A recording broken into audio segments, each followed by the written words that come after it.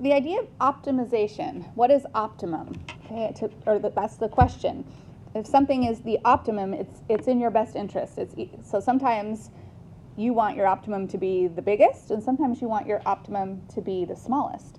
And so if you're looking for stocks, well, you want your optimum there to be the largest growth you can have. If you're looking for your debt ratio, or you're looking for whatever, and an interest rate that you're going to take out your first mortgage to buy a house, well, then you want the minimum to be the best. And so when they say optimize it, that means do what's in your best interest, okay? Best for you, or best for the company you're working for. That's what optimization means. And we use calculus, but we use actually a lot more algebra and a lot more geometry. So today is going to be heavy on algebra and geometry with a very little bit of calculus. The only calculus is knowing how to find a max or how to find a min. So we have to talk about that, not just from like looking at a graph and like, oh, here's the graph, boom, there's the max, but looking at it from a calculus perspective. So we'll just review that a second. A max or a min from a calculus perspective.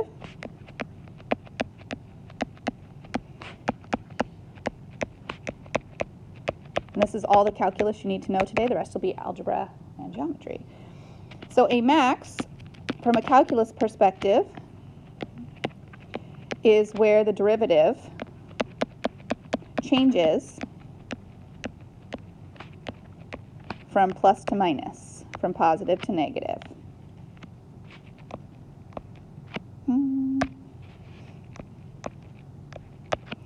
All right, so the definition of a max in calculus, if you're looking at the graph of the derivative or if you're looking at a chart of the derivative, it's anytime you see a change from positive to negative values where it's crossing the x-axis or it's broken, it's undefined, it's discontinuous.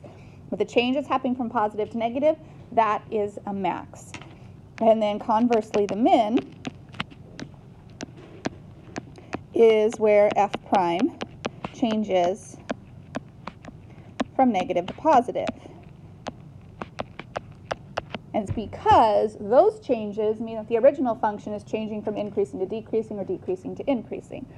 But from a calculus perspective, you need to know how to be able to look at a graph and say, there's where the max is going to be, or there's where a min is going to be. So if you are looking at, a graph, and the graph is like this,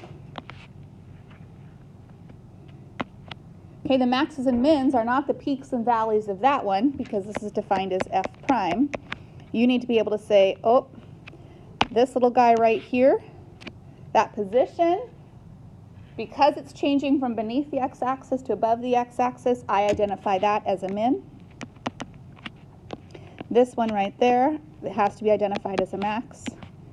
There's another min, and that's it. There are no other maxes or mins because there are no other places where it either crosses the x-axis or is broken and undefined, where it's changing from positive to negative. That's all the calculus you need to know. Okay, so let's see how some problems are going to work out and what we're going to have to do in terms of algebra. All right, here's your first one.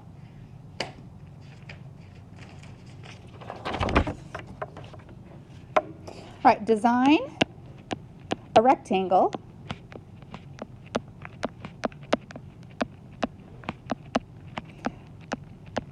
under the parabola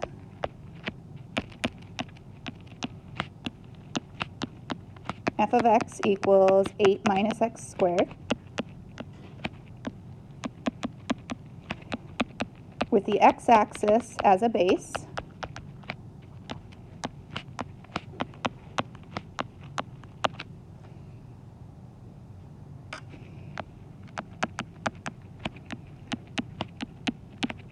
with optimum max area. Okay, so this is a geometry design question. Design a rectangle that's under this parabola, with its base sitting on the x-axis, that has the most area, that's the biggest area possible. So let's see if we can kind of picture this. So you've got your x-axis, your y-axis, and we know a parabola that's 8 minus x squared is going to be upside down with a vertex at 8. Your job is to design a rectangle that fits under there. So is it going to be a tall, skinny rectangle? Okay, will it be a rectangle like that? Will that have the biggest area possible? Will it be a short and fat rectangle that comes across here? Will it be sort of a medium-sized rectangle that sort of kind of fits right in the middle? Which of those rectangles would you design that would be the biggest in terms of maximum area? So your job to prove it is to approach it from a design perspective, from geometry, with a teeny little bit of calculus thrown in. All right, so let's kind of zoom in on this a little bit. I heard somebody say medium is going to be the best, but can you prove it, and can you prove exactly what that should be? So let's go with the medium here.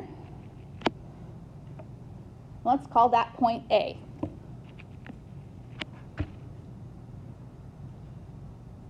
If it's going to be point A, then how long will the base of this designed rectangle be if that is going to be point A? What will the base length be from a geometric standpoint? 2A, right. Because if that's going to be A, then you've got to have A on the left side and A on the right side, and that would be the length, and so the whole base is going to be 2A altogether. Now we want to talk about, well, how tall will this rectangle be? So the height of this rectangle, and we'll say, okay, this right here, and we'll call that H, the height. The height is H. But what is H equal to?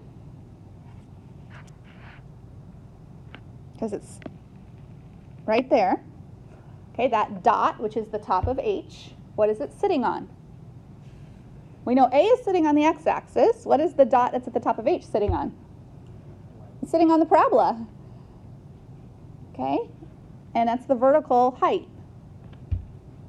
And so H is equal to what?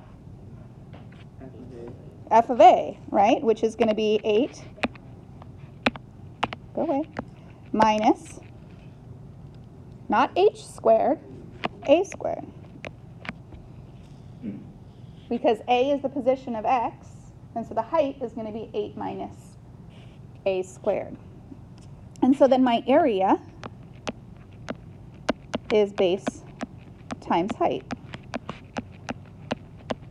And so from a geometric / algebraic standpoint, it's geometry because you got to know base times height. It's algebra because you're using letters.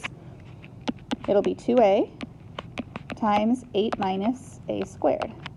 In other words, 16A minus 2A cubed.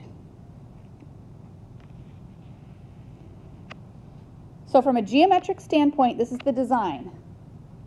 The area needs to be 16A minus 2A squared. Here comes the calculus. Now I want to optimize the area. And to optimize the area, I need to find the max. To find the max, I need to find the derivative crossing from positive to negative. All right, so optimize.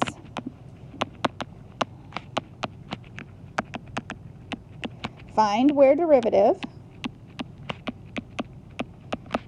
crosses or changes from plus to minus. That's the only calculus you're going to do. And so my derivative is area prime. And the derivative of 16A minus 2A cubed is 16 minus 6A squared. I set that equal to 0 so that I can figure out where this derivative is changing from positive to negative. So negative 6A squared equals negative 16, or A squared equals 8 over 3. So A is plus or minus the square root of 8/3. And A represented the position on the x-axis where I was going to design this rectangle.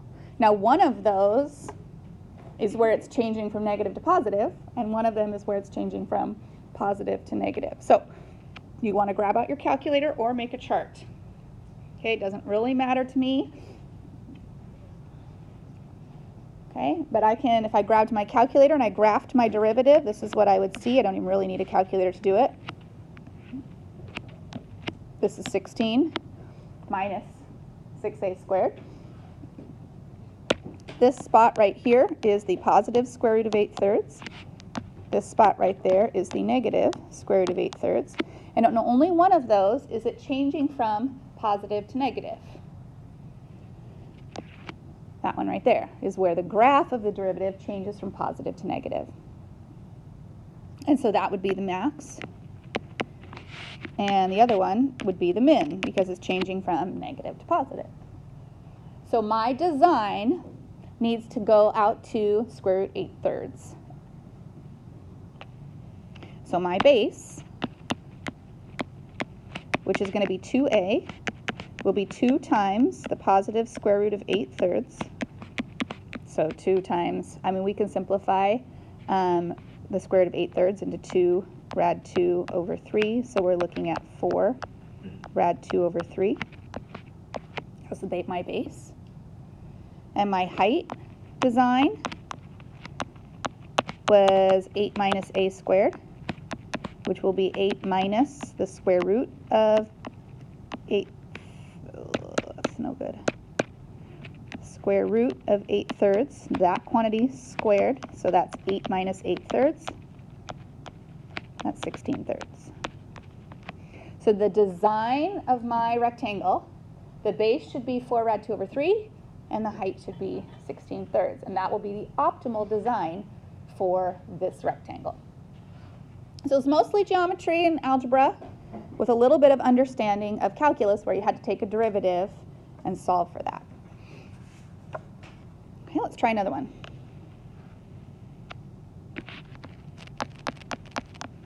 Any questions on that one before we move on to a different one?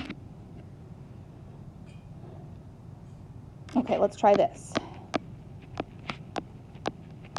Two numbers have a sum of 20.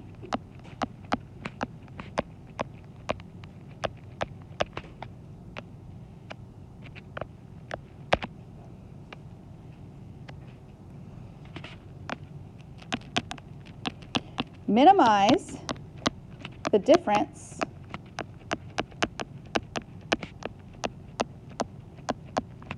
between their squares.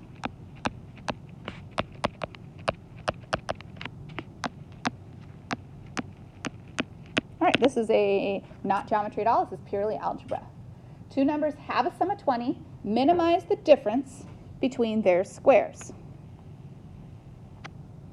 Okay, well, if two numbers have a sum of 20, I should be able to algebraically describe what those two numbers are.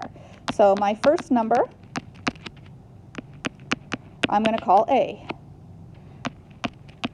What would my second number be called if I know that it has a sum of 20? 20 minus A, because whatever's left. So if my first number was 5, my other number has to be 20 minus 5, so 15. If my first number was 12, my second number would have to be 20 minus 12, or 8. Now I need to figure out their squares. And so the first square, well, that's going to be A squared. The second square will be 20 minus A squared, which is 400 minus, whoops, I put the square on the wrong place, 20 minus A quantity squared, there we go, which is 400 minus 40A plus A squared. And I want to know the difference between these two things.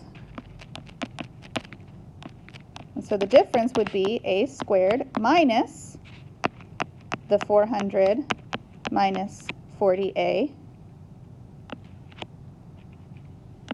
plus a squared. This is going to give me negative 400 plus 40a. The a squareds subtract away.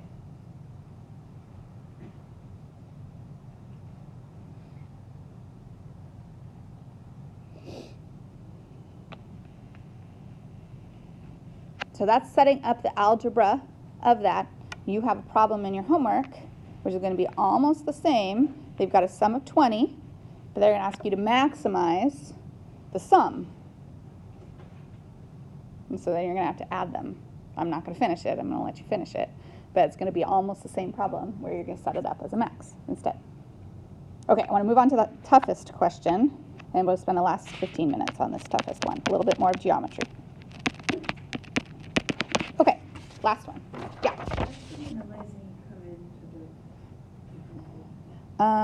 For this one? Yeah. Oh, okay, so when you do any kind of optimization, I haven't finished this one yet.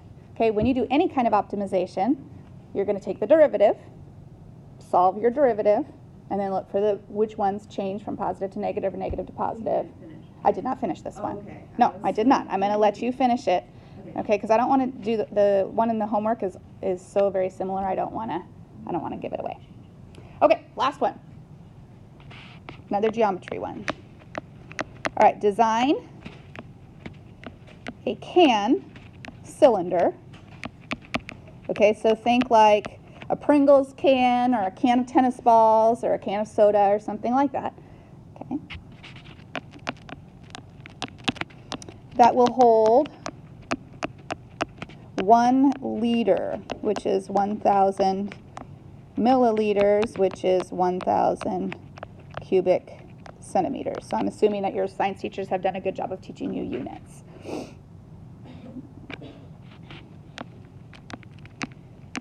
What dimensions will minimize the weight of the empty can?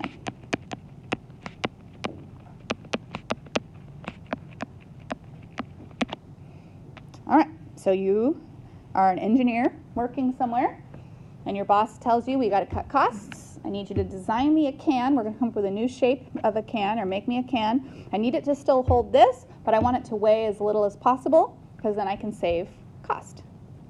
Well, what contributes to the weight of the can, assuming it's empty? What are we weighing? What materials? Okay, what parts of the can? Tell me like what shapes there are. The lid, okay. The bottom. Okay, we call that lateral surface area. All right, so if we're designing something, we've got the lid, we've got the lateral surface area, and we have the bottom. So the weight is really the surface area, the entire surface area of this can. All right, so we think about it. The weight is going to be determined by the lid, which was pi r squared, the base, which is also pi r squared, and then the side. What shape is that before it's put into the shape of a can? It's a rectangle that's unwrapped, right? And so what's the surface area of the part that goes around, like the soup label or something like that? It's the shape of a rectangle. Okay, the bottom, so it's like this, right? Okay. This is what we're talking about, lateral surface area here, if you unwrap it. Okay, the bottom is what measurement? 2 pi r, right? The circumference, and then the height is just still the height of the overall thing. All right, so 2 pi r times h. And so we've got this can that r is the radius, h is the overall height, and that's the weight. And so if we add that up together, we have 2 pi r squared plus 2 pi r h, and that's weight. But I've also been told that it has to hold 1 liter, or 1,000 milliliters, or 1,000 cubic centimeters. Okay, when I'm talking about holding that much, what am I talking about? Not area. Okay, the volume. Talking about what goes inside of it, which is the volume. And so my volume needs to be 1,000 in milliliters or cubic centimeters. How do I measure the volume of this cylinder? Here's your geometry. I expect you to know how to find the volume of something. Yeah, do the base. Area of the bottom. I know they're the same right now, but for other shapes. Okay, the area of the bottom times the height. So the area of the bottom is pi r squared times h. That little tidbit is key, because looking at my weight equation, how many different variables are there? Careful, count them again. 3, okay? The different variables are W for weight, R again, and H. There are 3. We need to get this down to 2 variables. And so what we're going to do is we're going to use this knowledge over here to do a substitution so that I can simplify my equation for weight. So what would be easiest to get alone right there? I think H. I don't want to get R alone. What would happen if I got R alone? What would I be dealing with? I'd need a square root. I have to divide by pi and H and then square root. Ick. But to get H by itself, that's not so bad. And so I want to get H alone here. So 1,000 divided by pi r squared. That H is the same as the H in my weight equation. So I can go back to my weight equation and do a quick substitution. So 2 pi r squared plus 2 pi r times my H, which is 1,000, over pi r squared. And I'm going to simplify that. So my weight is 2 pi r squared plus 2,000 over r is all that I'm left with. Or you could write that 2,000 r to the negative 1 if you like. Have I done any calculus yet? It's all been a little algebra with some, but mostly geometry. So I'm ready for my calculus now. Now that I've got a good equation, I'm ready to do the calculus. My job is to minimize the weight. That's the optimum. So to minimize, the calculus part is take the derivative of what you have and look for the minimum. So I'm going to find the derivative of 2 pi r squared plus 2,000 r to the negative 1. So this will be W prime. Okay, the derivative of 2 pi r squared is 4 pi r. And the derivative of 2,000 r to the negative 1 is negative 2,000 r to the negative 2. So I'm just using my power rules by pulling my power to the front and decreasing the power. And I want to set that equal to 0. So I have 4 pi r minus 2,000 over r squared. And I'm going to solve that. So the only calculus I did was take the derivative. Now I'm back to algebra. So I'll add 2,000 over r squared to both sides. Multiply both sides by r squared. So 2,000 equals 4 pi r cubed. Divide by 4. Get 500 equals pi r cubed. Divide by pi. Whoops. And apply the cube root. The cubed root of 500 over pi.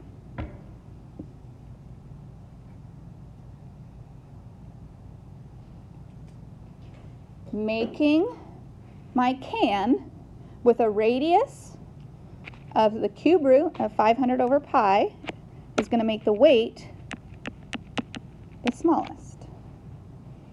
But now I need to know what the height is supposed to be. Now that I know r, I can figure out the height. Okay, if you just look back right here, we define the height as the number 1,000 divided by pi times whatever r was squared. And so I can use that to find my height.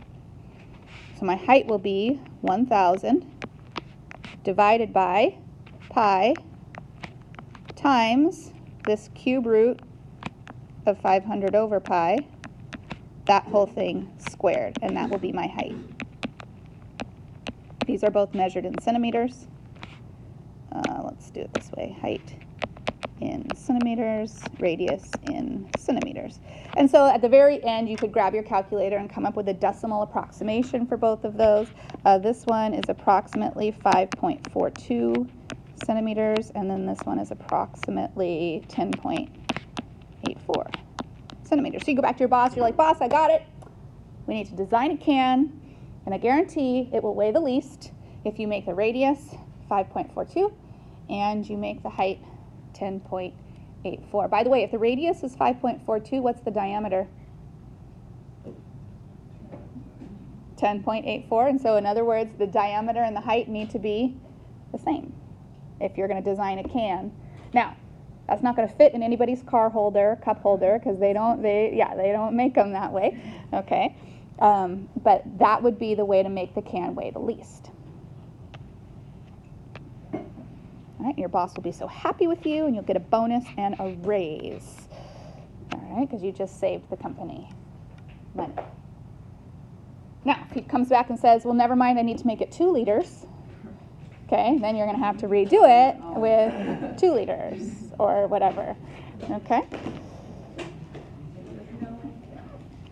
All right, geometry, algebra, very teeny little bit of calculus. Always happens when you're ready to optimize.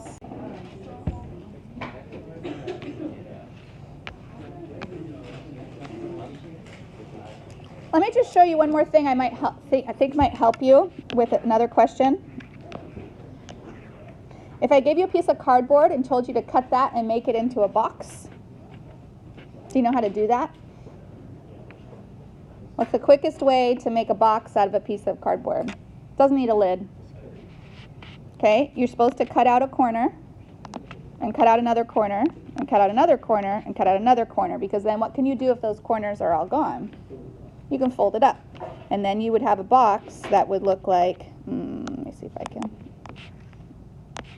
Okay, a box like this if you folded up all of the, how did I do drawing? Okay, then you have a box like that. So let me ask you what the dimensions would be. Okay, if this started out as 50 all the way across, what would the dimension of your folded up box be? Say it again, Jerry. Say it again. 50 minus 2x, because if you took an x from one end and an x from the other, then it's an x short on both sides. And if this was 30, then what would the length of this side be? 30 minus 2x, but what would the height be? Just plain old x. And what would the volume be? All those multiplied together. Yeah, I think that might help you. You love geometry. Don't forget. Otherwise, you'll have to come back and see me again. Before break. Uh-huh.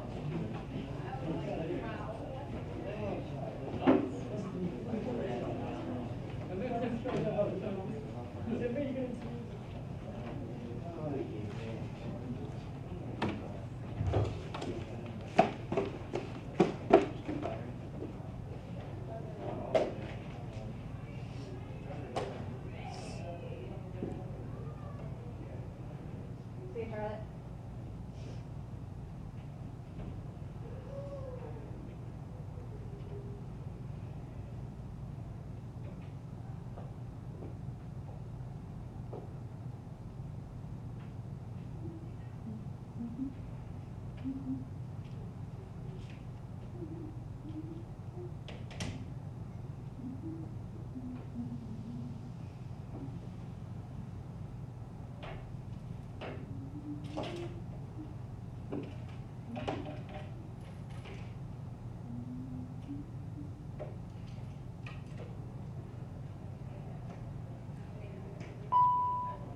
Lisa, Coletta, and Madison Van Leeuwen, please report to the attendance office.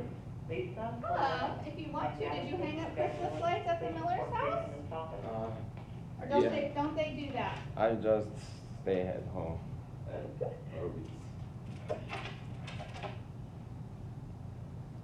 see. Well, those lights aren't working. I don't know what happened. So pretty. Yeah, I feel like putting them up for Christmas time. Let's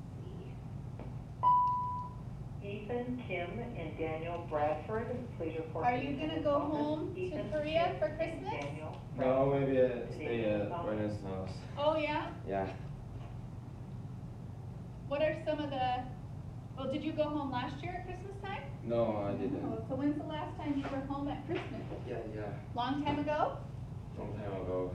And I'm just senior, so I just left few months. Yeah? So I just stay at home. Is your family gonna come for graduation? No. No? Yeah, they are so busy.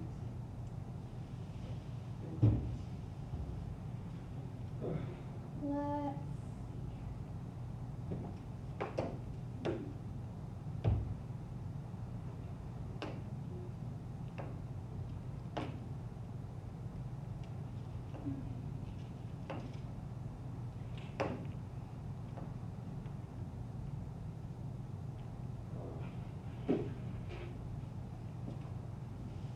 You didn't have any math homework. Did you have homework in your other classes? No. No. Yeah, fortunately. So no. that was nice. Yeah, so it's too much. Oh, So you had a nice break. nice break, but I got a cold. You did? I did. Yeah, now I have a headache so much. I got a cold too. I always get sick on vacations. Hey, Winnie. I have a doctor appointment. Oh, okay. So I'm here to turn my homework. Okay, you can just put it in the box with everybody else. Okay. I had, and at the bottom of that stack was your quiz. I can give it back to you. Are you sick because you had a doctor's appointment or what? No, it's a dentist. Oh, dentist. Yeah. Here you go. We went over this in class. So. Yeah? Yeah. Yeah, you missed 3 and -3. Yes. Right after I finished the quiz. Oh, did you realize it? Shoot, I forgot.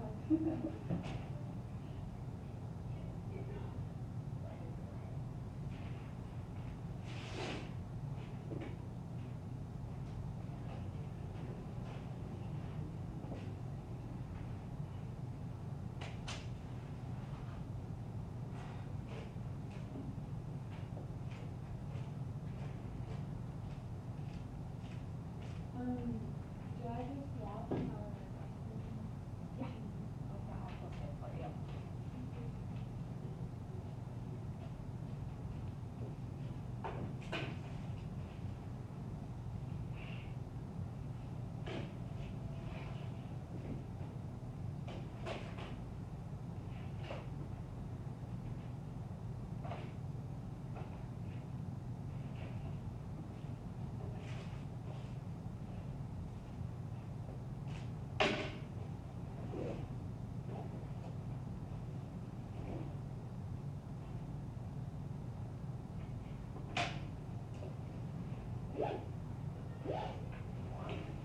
Thank you.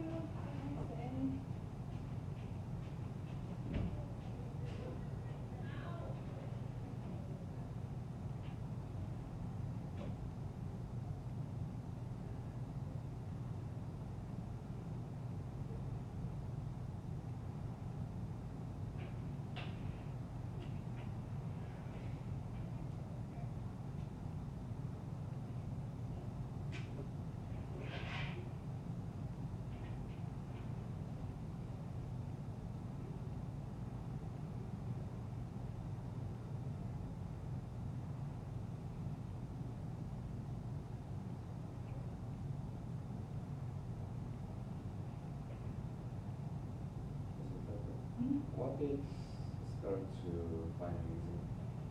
3 weeks from today. So December 17th.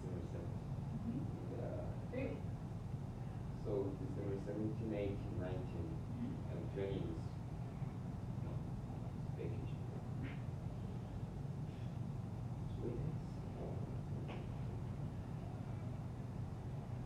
So we do the first section and do some ideas. How many segments? In our class, Mhm. for the rest of the semester, we have one more test. One more test. Yeah. Okay. So we will take our test on,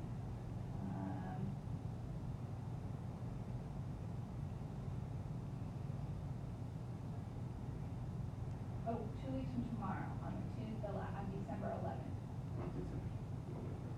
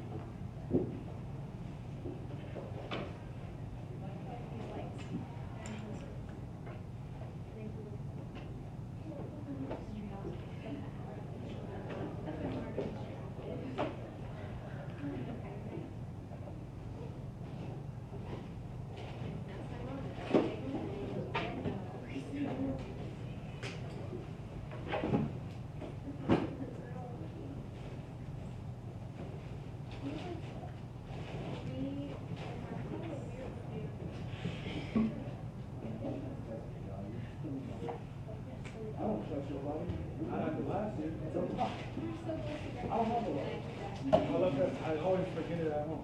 And I don't bring my actual, like, I only bring my sugar bag for that one.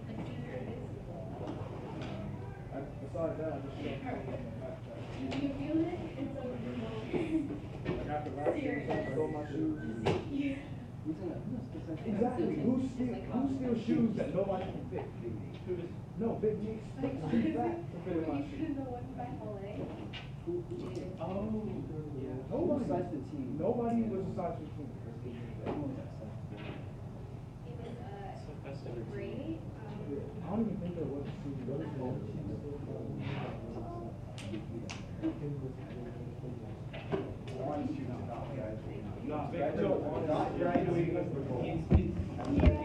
It would appear that way. Yeah, like someone just stole my shoe.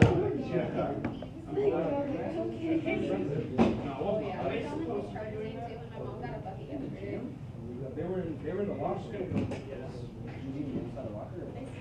Or I put them right on the bench, and I was gonna come back when I came back from weightlifting, they wasn't there. Oh God, I hope they're not doing it. You know, actually, this is I did too. I think there was homework. No, there wasn't. I checked campus. Or at least there wasn't anything on campus. Yeah, I checked campus. I checked out campus. Time flies by when you're having fun, am I right? Dude, that was the quickest break ever. Oh, Yeah, that was great. This is a horrible unit to like leave and come back on. It was very short. I think Like, we got practice on Monday. Did I miss anything? I don't know how to log her anymore. What?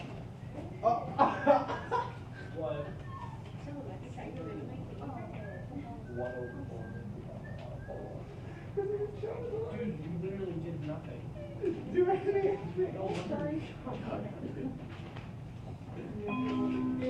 been telling me this for like 30 days. I know. And you're like,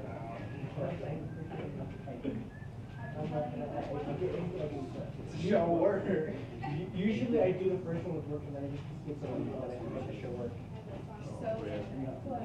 It's like I try to wait until the calculator. I don't have, none of my pencils have a reason. Like I progressively show less work when it goes down. Yeah, I thought maybe we would.